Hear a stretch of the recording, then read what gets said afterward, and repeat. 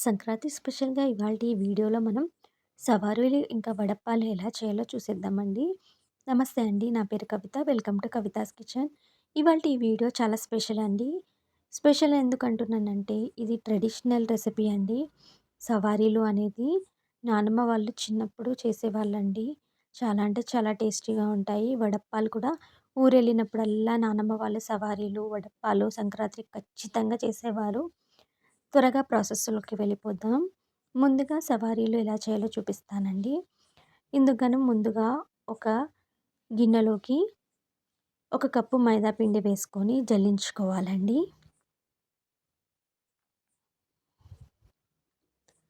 ఇలా జల్లించుకున్న తర్వాత ఇందులోకి ఒక కప్పు గోధుమ పిండి కూడా వేసుకోవాలి.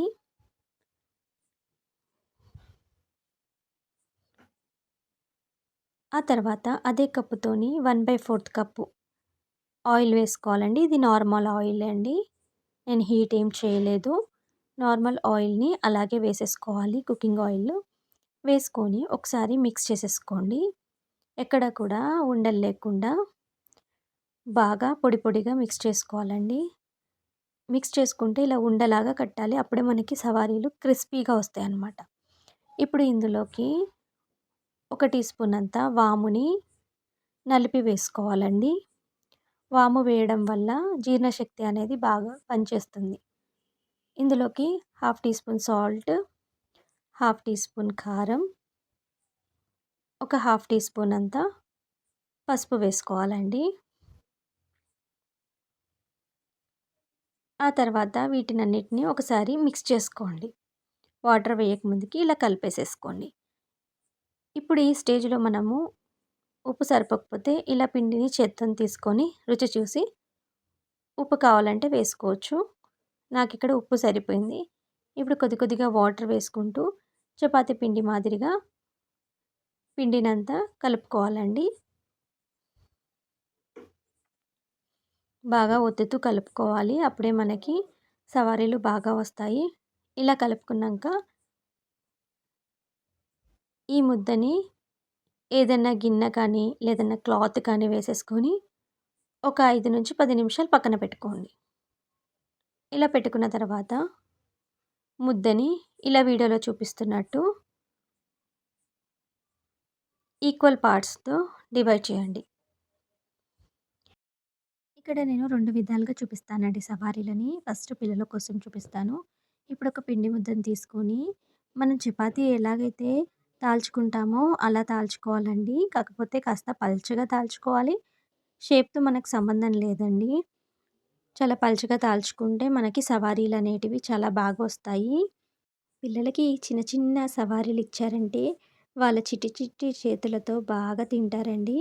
ఇలా చేసుకున్న తర్వాత ఒక గ్లాస్ తీసుకొని ఇలా కట్ చేసుకోండి రౌండ్ షేప్‌లో. ఇలా మన చిన్న చిన్న సవార్లు రెడీ అయిపోయాయండి.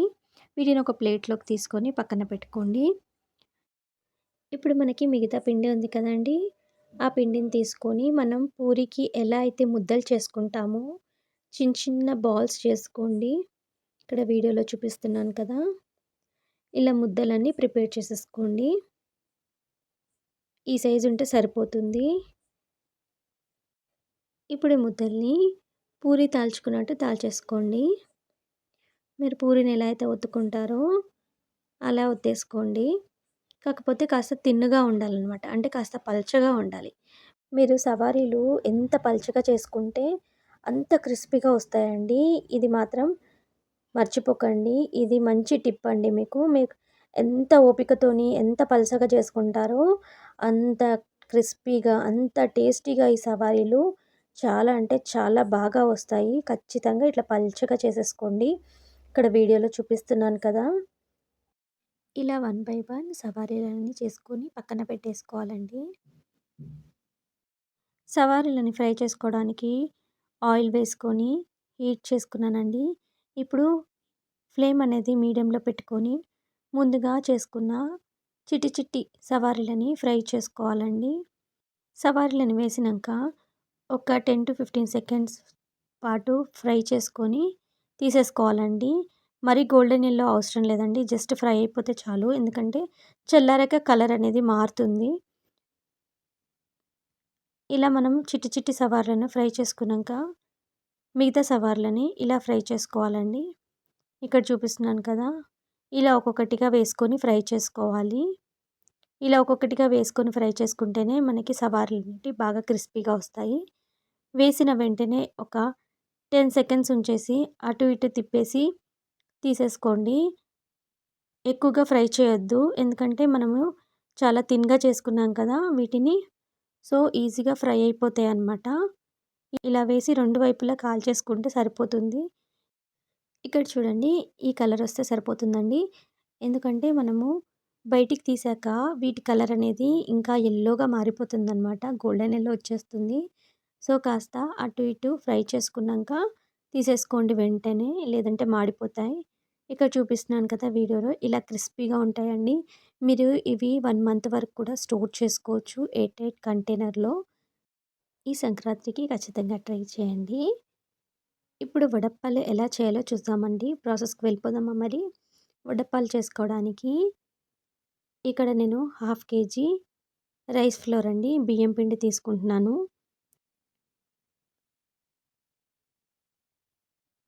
ఇందులోకి నేను ఒక టీ స్పూన్ అంతా వాము వేసుకుంటున్నానండి. చక్కగా ఇలా నలుపుకొని వేసేసుకోవాలి.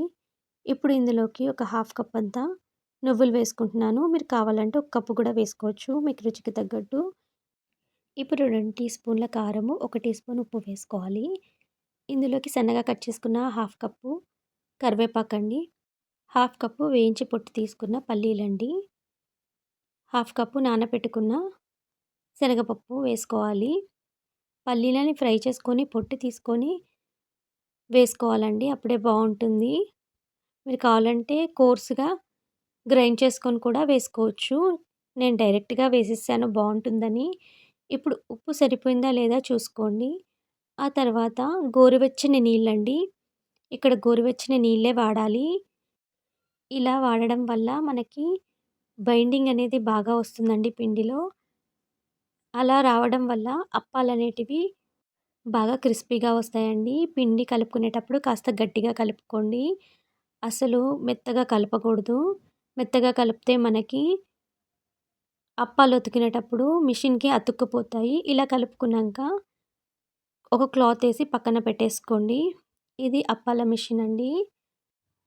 ఇక్కడ నేను పాలిథీన్ కవర్ యూజ్ చేసి అప్పాలను ఒత్తుకుంటానండి. మీ అందరికీ తెలిసిందే కదా!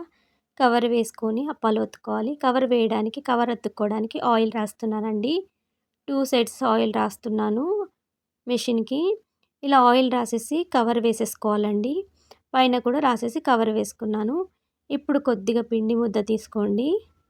సైజ్ చూపిస్తున్నాను చూడండి ఇక్కడ. ఈ సైజ్ అయితే సరిపోతుంది.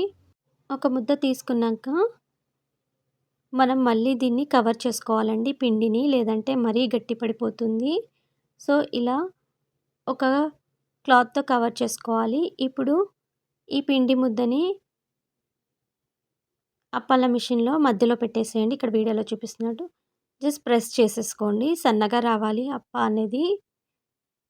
ఇలా అప్పాలు చేసుకున్నాక మధ్యలో మనం గారెలకి ఎలా అయితే హోల్ చేసుకుంటామో అప్పాలకు కూడా అలాగే హోల్ చేసేసుకోవాలి.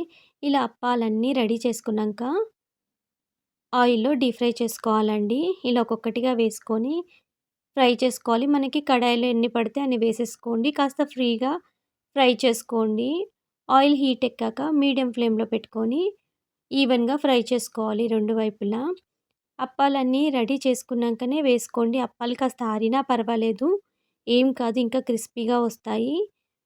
అప్పాలు చేసుకొని వేసుకునేటప్పుడు కాటన్ క్లాత్ పైన కానీ, న్యూస్ పేపర్ పైన కానీ వేసుకుంటే మీకు ఆయిల్‌లో ఫ్రై చేసుకోవడానికి తీసుకున్నప్పుడు ఈజీగా వచ్చేస్తాయండి.